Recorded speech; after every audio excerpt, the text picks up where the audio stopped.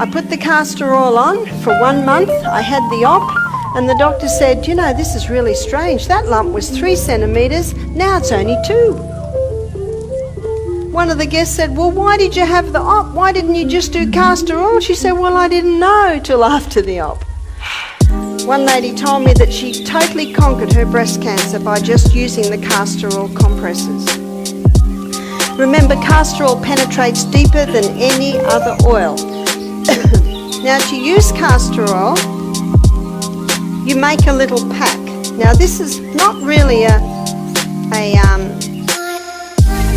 poultice, it's more a compress. So you'll notice I've got an old tea towel here. So you can use an old towel or something like that. And I'm going to put the castor oil on. Castor oil is very thick and it takes a little while to soak in.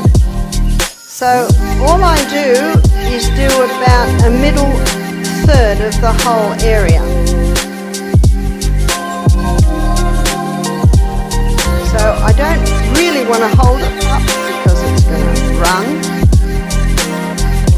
So can you see how much I've put on? But by the end of the meeting that will have all soaked in. So I say to people, when you're using castor oil, pour it in and don't touch it for about half an hour and that will soak in. Now that's a really good area to put on the abdomen. Now if castor oil is applied to the abdomen, it will heal any problems in the abdomen. So what have we got in the abdomen? For a woman, there's the uterus. So that will penetrate and break up fibroids in the uterus. That will penetrate and break up cysts on the ovaries. That will penetrate and soften the colon if the person has constipation. That will penetrate into the colon and heal the colon if the person has bad diarrhea. Remember Psalm 104 verse 14? God gave herbs for the service of man.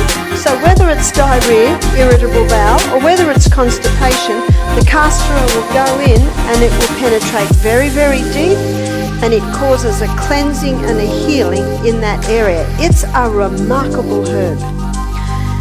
So you can use it to break up gallstones. So you would put it, say, on the liver area under the right rib. You may put it at the back to break up kidney stones. I've known people that have had bone spurs, say on the knee, and they'll apply the castor oil compresses. We had a lady do our program, she had bone spurs on both knees. And she also had tumours in her abdomen. After doing our program, it's 2 years now, and both 2 tumours have totally gone. Her oncologist can't believe it. So she had a total lifestyle change. And she was doing also the castor oil compresses on the knees for her bone spurs on her knees. She said after, I think it was 6 weeks, they'd gone down by half. She said she forgot to do it, and she noticed a month later they were gone. Now, last night we looked at the acid-alkaline balance, and it's a high-acid diet which causes these deposits of calcium on the bones. So she also changed her diet so that she was not having a high-acid diet anymore. So the castor oil, I've also seen it help people with brain tumours. And what they do is they put it on the area. Remember, it'll penetrate very, very deep, break up lumps, bumps, congestions, adhesions. So if you've got a sore knee and you think, well, do I use the castor oil, do I use the ginger, or I do use the potato? Well, do one night, one another night, one another night, and just see what the body says. And your body might like them all. And that's perfectly fine because they're doing slightly different things. So it's very powerful. It'll break up a bone spur, but it will not break up your bone. Why won't it break up the bone? Because remember Psalm 104 verse 14, God gave herbs for the service of man. They work with the needs of your body. So the castor oil can be a very important part of a program on something like, well, anything that I have just suggested. Now that's already soaking in quite well. Can you see that? Now, because it's a compress, this can be reused again and again and again. So a person might use it a dozen times.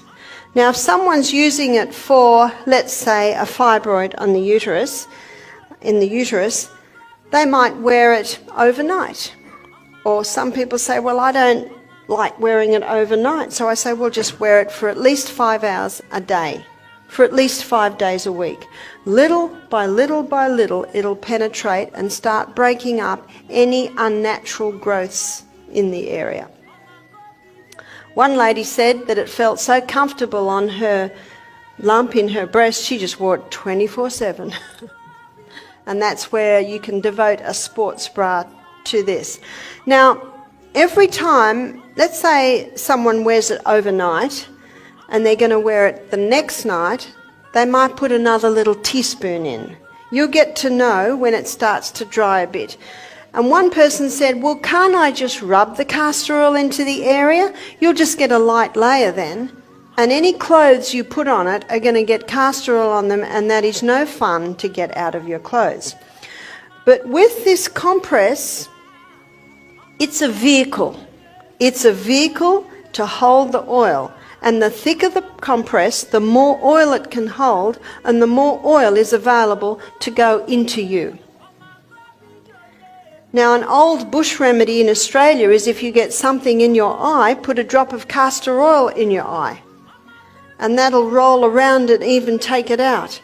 And another recipe, I have not used this, but I have had people testify for glaucoma and cataracts, put 1 drop in each eye before you go to bed at night. That's the only time you do it, because you'll go a bit blurry. But because you're going to sleep, it doesn't matter. One lady said, I'm about to have an op, what'll I do? I said, well, put the drop in each eye and see what happens. And if it's too advanced to basically have a turnaround, maybe you'll have an op. But personally, I think it's worth the try, because you just might be able to prevent an op. Eye surgery's come a long way, and it's not a difficult operation, but it's nice if it can be prevented. So the castor oil can be used in a variety of areas.